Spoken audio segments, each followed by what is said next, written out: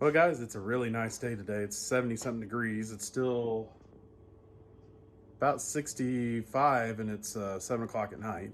So, been doing a little work. See something missing back there? I'll show you.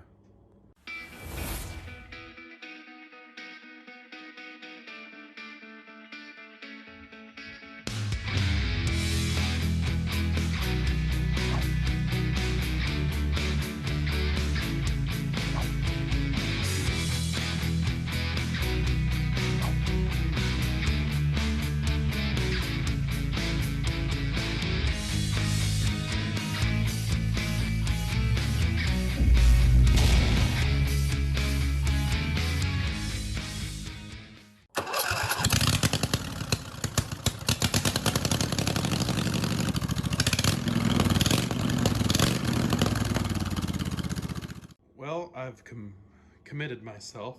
I've now chopped out the steering bell crank. It's sitting on the ground.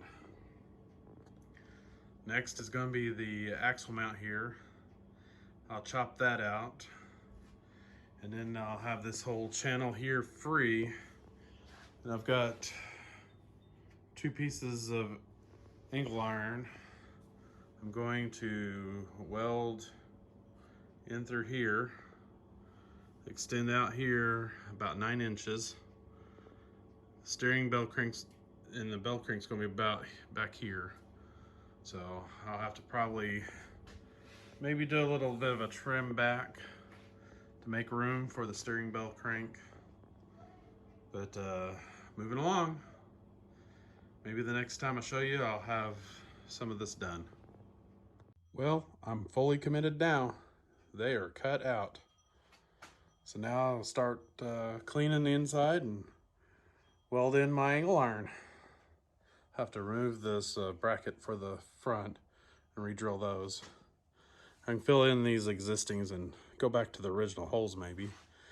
I don't know. I think I may have done that for the Briggs engine. Moved it forward 1 inch, but moving along. All right, guys, there's how she sits. I've got the front structure done for the front end axle bracket. I've also got the bell crank bracket installed. I'll show you all that. I know it looks pretty flimsy right now with that 1/8 inch angle, but front axle bracket's hung. I don't know if you can see in there. The bell crank bracket is installed, if I can speak. I am making some patterns here out of some cardboard. I'm going to triangle gusset and brace from here to there. And I'll put a flat piece across the top there and basically work it all in where it looks nice. But it's a roller again.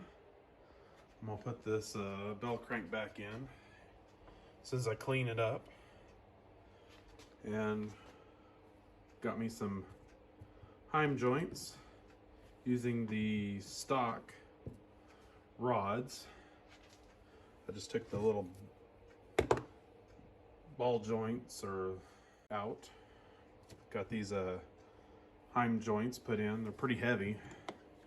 Got some inserts to bring this from a 1/2 inch down to 3/8, so I can use my normal sized hole on the spindles. Got them from Summit. There's the right hand heim joint part number. There's the left hand part number. I believe they're 7/16. If I'm wrong, I will put it right here in the video. But anyway, moving along. As you can see, I have tie rods on both sides, and I can turn lock to lock, and that is all the play there is.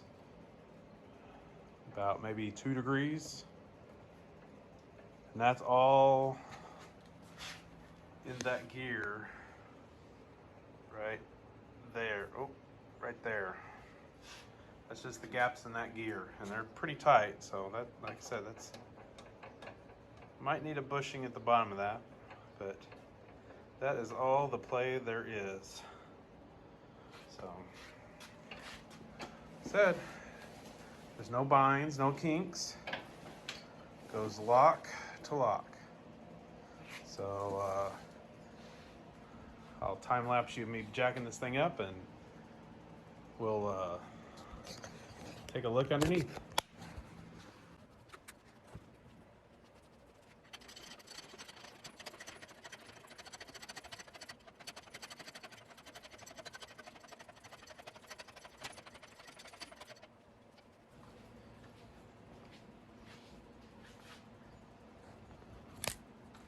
That's probably good enough.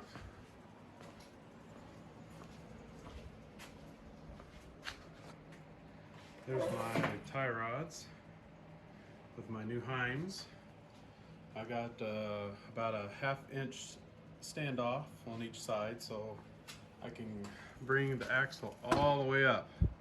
So I'll probably need to make some bump stops. I've already got a little mark in that spot. And all the way up this way. So, and here's my steering link. Couple of mild bends, so it doesn't catch on anything. But so far so good. Like I said, I can turn this thing lock to lock. No binds.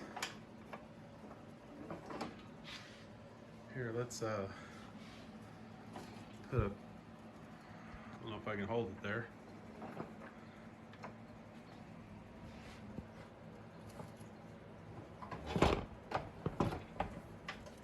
Sorry for the jiggle there and the finger, but I was testing out to make sure that there wasn't any locks or any catches in the back and forth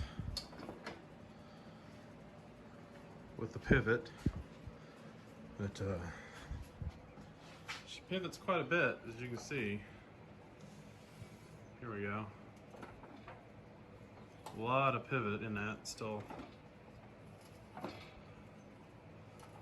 So, those of you Sears Suburban people know, yes, I did put this one backwards. That was a mistake. Burned it in. I didn't think it'd make much difference with my new front end. I've got it braced up here, new angle pieces here. So, it's the new extended front end. Still gonna mount the little riser thing here for the grill. So, it's coming along. I guess now I need to set it back down, put the engine back on it. It's sitting right there. Figure out what pulley I want to put on that engine. I don't know if I'm going to go with the silver one I've got sitting on it right now, or if I want to go with that big black one right there. I'll probably lean to the silver one, because I think I can get by without having to create guides. I can just use the holes on the engine, just put a bolt in it, and that's a good guide for that pulley. But we'll see.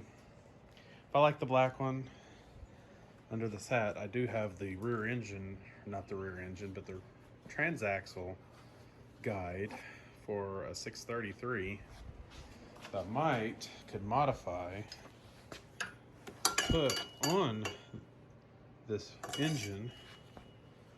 I think it will fit.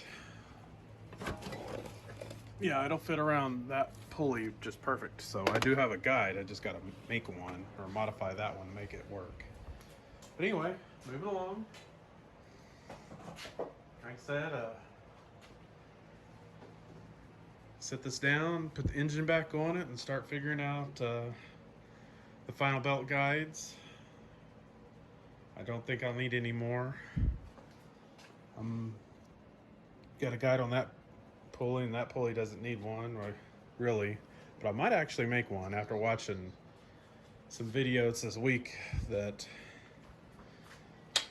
jumping off of the clutch and engine, so I think I can make I've got a pulley guide I can put on this to actually help with that, keep it on there. So moving along. Hadn't got around to modifying that yet, but I will eventually. I guess now I need to take those fenders that are in the top of the toolbox over there, put them back on, figure out how I want them to look, because I think I'm going to have to trim the back third off. We'll see.